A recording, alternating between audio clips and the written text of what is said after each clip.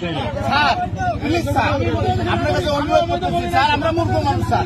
Sir 1 minute, আমি কিন্তু গাড়ি আমরা মূর্খ মানুষ স্যার, আপনার কাছে অনুরোধ করতেছি স্যার। এই গাড়িটার দাম 5,80,000 টাকা ক্যাশ টাকায় কিনতে গেলে, এই গাড়িটা আমার কিস্তিতে করা করতে গেলে 7 লক্ষ পার হয়ে যায়, 7 লক্ষ প্লাস পরে স্যার। আমরা গরিব মানুষ, দিন মজুর স্যার।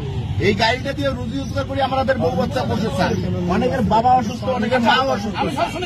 1 মিনিট স্যার, স্যার একটু বলতে দেবেন স্যার, স্যার একটু বলুন স্যার, স্যার একটু বললো স্যার, স্যার একটু স্যার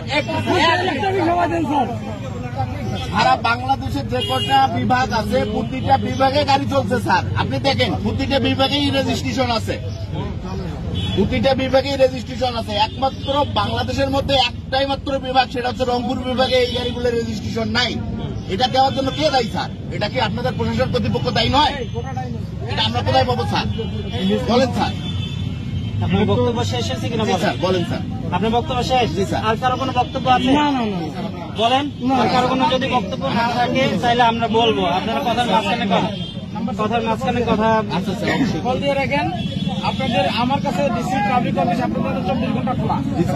আপনারা বৈধ দাবি দেওয়া নিয়ে আমার কাছে সবসময় যেতে পারেন। আমি আপনাদের লোক, আমি আবারও বলছি, আপনার রাস্তা